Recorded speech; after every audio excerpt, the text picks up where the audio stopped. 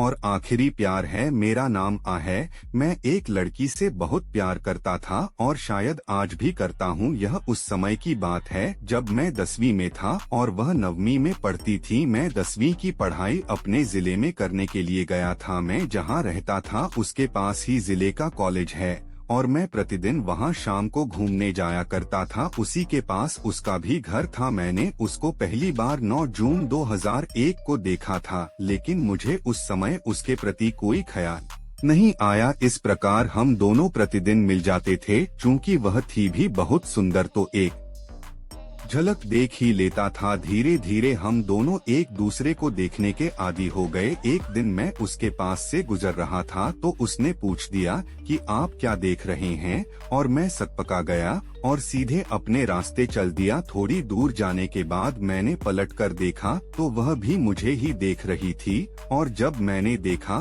तो वह मुस्कुराते हुए नजरें चुराने लगी। मैं वहां से चला गया और एक मेरा दोस्त था जो उसी के मोहल्ले में रहता था, उससे मैंने उसके बारे में पूछा। उसने उसके बारे में जो भी जानता था सब कुछ बता दिया। अब वह मेरे ख्यालों में आने लगी और मेरी नजरों के सामने अक्सर उसका चेहरा आ जाता था। मुझे लगने लगा कि मुझे प्यार हो गया। मैंने फैसला किया कि कल उसको सब कुछ बता दूंगा और तरकीब ढूंढने लगा।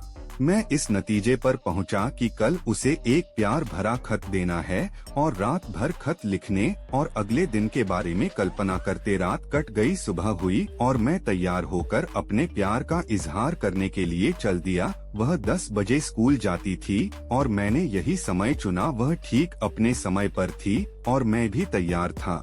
जब उसने मुझे खड़ा देखा तो वह अपने सहेलियों से पीछे हो गई। जैसे जैसे वह मेरे सामने आ रही थी मेरे दिल की धड़कनें तेज हो रही थी। जब वह मेरे करीब आ गई तो मैंने कहा सुनिए, तो उसने मुड़कर देखा और रुक गई। उसने पूछा क्या है, तो मैंने खत देते हुए कहा यह आपके लिए है। तो उसने कहा यह क्या है। मैंने कहा खुद खोलकर देख लीजिए, और मैं वहां से चला गया।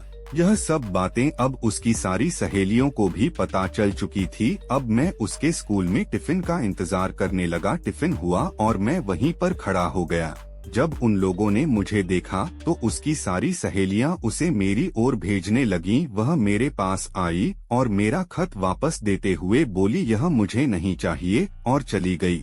अब तो मुझे जैसे सांप ही सूंघ गया था और मैं वहां बहुत देर तक यूं ही खड़ा रह गया। तभी मेरे दिमाग में आया कि शायद इसी खत में कुछ लिखी हो, और जब मैंने उसे खोल कर देखा तो मेरे होश उड़ गए। उसका भी जवाब हाँ था। पहले तो मुझे कुछ देर तक विश्वास ही नहीं हो रहा था। फिर मुझे खुशी से नाचने को जी करने लगा और उसके इंतजार में 2 घंटे वहीं बिता दिए। जब छुट्टी हुई तभी उसकी सहेली का भाई आ गया और कुछ बात नहीं हो पाई।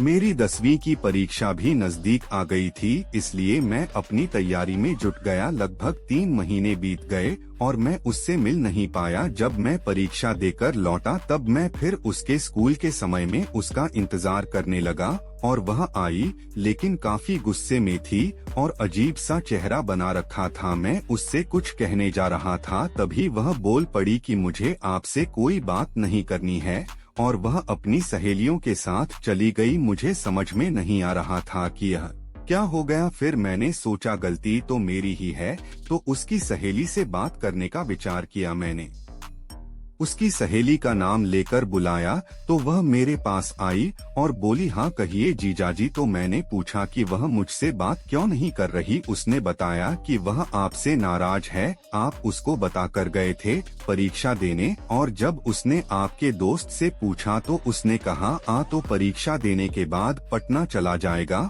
और आगे की पढ़ाई वहीं से करेगा। मैं अब रात भर सोचने लगा कि कैसे मनाऊं। मेरी मनाने की सारी कोशिशें नाकाम हो रही थी। इसी दौरान मेरे बहुत सारे दोस्त भी बन गए और उसमें एक था एक्सटेक्स। उसको भी मैंने अपनी बात बताई तो उसने कहा ठीक है। उसको रूठे हुए 6 महीने से भी ज्यादा हो गया, लेकिन वह मुझसे बात करने को तैयार नहीं हुई। मैं भी हिम्मत हारने वालों में से नहीं था और उसके सहेली के घर प्रतिदिन फोन करता था, लेकिन उसने कभी बात नहीं की। मैं गुस्सा होकर 2 महीने तक उसे दिखाई ही नहीं दिया और नया साल भी आने वाला था। मैं उसे 30 दिसंबर को फोन किया और यह सोच कर किया कि आज हाँ या ना हो ही जाए। फिर फोन पर उसने बात की और कहा, आप इतने दिनों से कहीं नजर नहीं आ रहे हैं। मैंने भाव खाते हुए कहा, पढ़ाई का दबाव है। तो उसने कहा कि इतना पढ़ाई में ध्यान देने लगे कि मुझे भूल गए।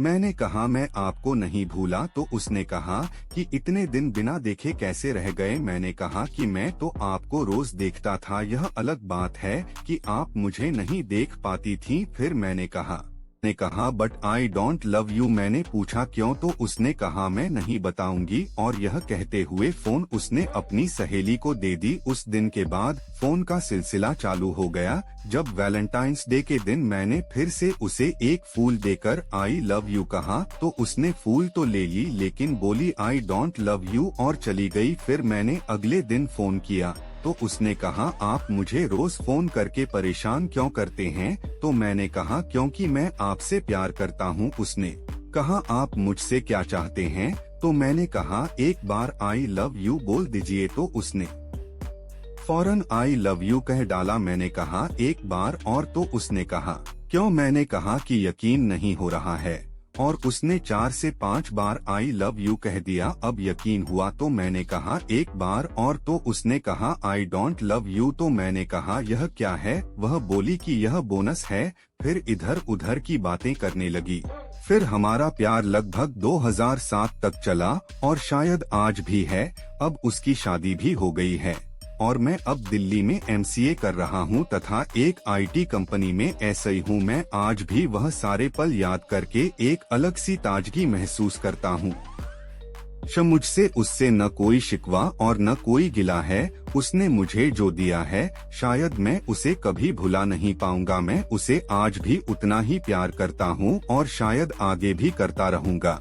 वही मेरा पहला और आखिरी प्यार है। शायद ऐसा प्यार मैं अपनी लाइफ में दोबारा नहीं कर पाऊंगा। मैं भगवान से प्रार्थना करता हूँ कि आप जहाँ भी रहें हमेशा खुश रहें, क्योंकि अगर आप खुश हैं तो यकीन मानिए दुनिया में कोई एक और है जो खुश है।